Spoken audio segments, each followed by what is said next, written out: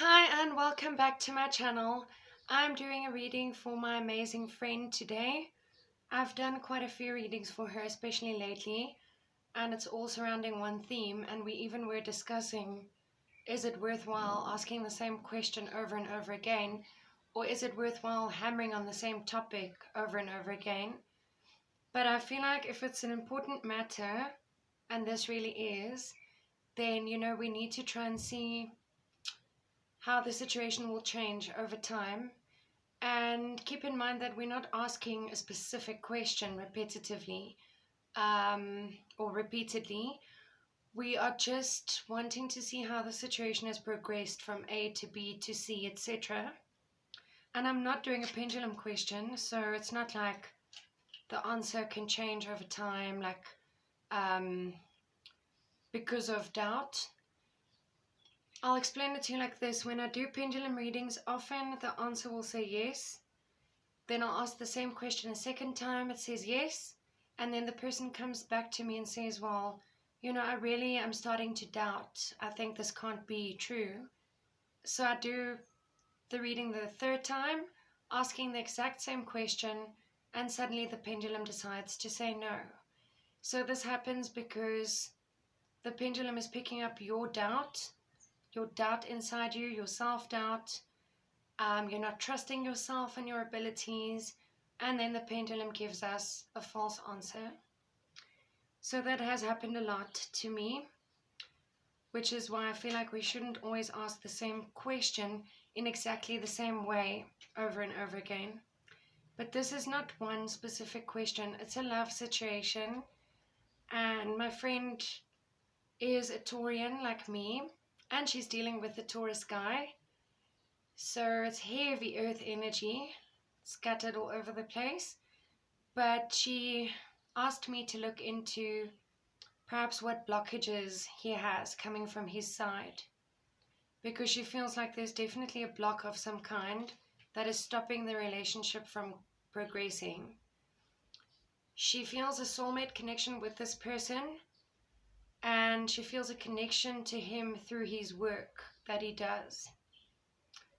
He is in the entertainment industry, and when she thinks of him, she feels like there's some type of a connection, and I really do agree with her. We've seen it in her readings. We've seen that there's a past life connection. We've seen that the person is an earth sign or a very earthy personality type. We've seen that her life partner, who is more than likely this guy, actually, I wouldn't say was introduced to her through another person, but the connection grew stronger through a mutual friend. And that also was confirmed by the cards. So today we're just going to see if there's a blockage that is stopping the connection from manifesting. And if there is, then what type of blockage is there and from whose side is it?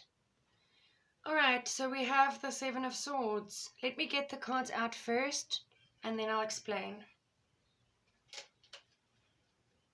And I shuffled the cards a good couple of times. Nine of Cups.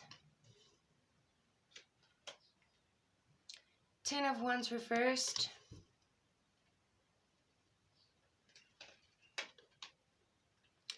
Three of Wands, interesting. Justice reversed.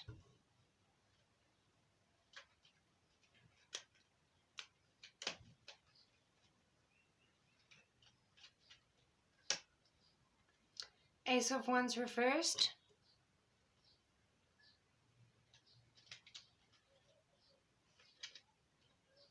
Knight of Cups reversed.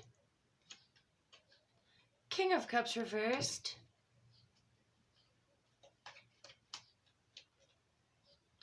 Five of Wands. Okay. So don't be alarmed if not many love cards show up here. We have Queen of Cups at the bottom of the deck. Well, there's definitely a soulmate connection at play here, because you have the Queen of Cups with the King of Cups in the reading. But the King of Cups is in reverse. Now that is already saying something. That in itself is already telling me that this could possibly be a twin flame connection where one is the runner and one is the chaser, or one is aware of the connection where the other one is not quite yet aware of the connection. So as I say, don't be alarmed if not many romantic cards show up here, because that is not what I was asking. I was asking about the blockage, and I'm getting a clear answer here, so just bear with me.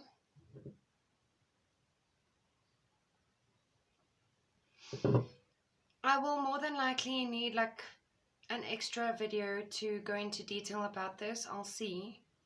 And if I don't get through the explanation of the 9 cards in this part of the reading, then I will continue in part 2. So we have here 7 of Swords. Now this card has, obviously, like all the other tarot cards, it has a few different meanings. The main one usually being pride, arrogance, someone having a huge ego. And I'm laughing because that could be part of the blockage here. Someone is letting their ego get the better of them. Someone is very proud. Sometimes it could mean the card of infidelity and cheating, but not in this case, because this person does not have a romantic partner. I mean, the person of interest. My friend's person of interest does not have a romantic connection going at the moment. So it's speaking about pride, someone letting their ego get in the way of things. Someone needs to release some of that pride and arrogance, and maybe just take a step back and see, that certain things are more important than your ego. We have then next to that card the 9 of Cups, which speaks about being satisfied, being quite content. If the card will just come, it would be great. So this is also like a wish granted, a wish fulfilled, but that's more when it comes with other cards like the Star. So I'm feeling like this person is just sitting there not wanting to move right now, not wanting to take a step towards any direction, because he feels maybe that his life is quite okay. He has not realized this connection yet. He doesn't actually know what he's missing. Now, I don't want to say things like what's missing, because, we're all complete human beings. But I just feel like if it is a soulmate or a twin flame, then this connection will just enlighten this person so much more and just bring joy to his life. And he's not aware of that yet, you see. He's sitting there literally saying, I'm quite happy with the direction my life has taken. I'm quite satisfied by myself. Maybe he's saying like, I'm not looking for a relationship at the moment. But the funny thing about that, excuse me, when you stop looking for something, that's when it actually comes towards you. So, we have the 10 of Wands reversed. I'm sorry. I have been battling with my sinus infections as usual, so I'm sorry. This is horrible, especially for a person doing YouTube videos. I'm really sorry about that. We have the 10 of Wands reversed. At least it's not COVID, right? Just bear with me.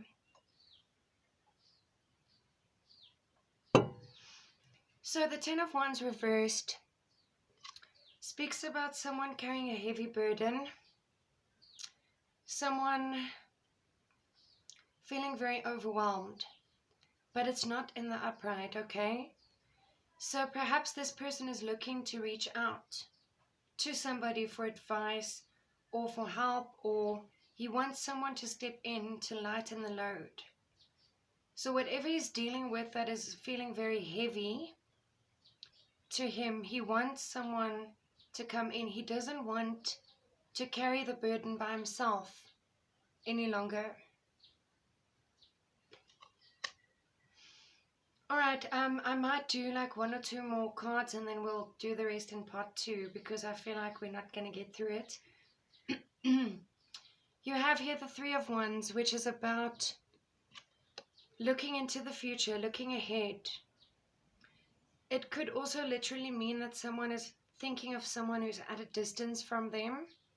But this is not someone missing their ex, okay? It's not someone looking back into the past. No. Again, we see the number 3, and it is Wands, and Wands are all about action, taking action. But this person is contemplating, should he actually take that step forward and act? And as I said, this could be you, the person, and the mutual friend. The 3 of you together. Alright, I've done the first 4 cards. I'm going to do the last 5 cards in part 2. And then we'll carry on with the reading in parts 3 and probably 4 too. If my voice makes it through. Thanks very much for watching. Stay tuned.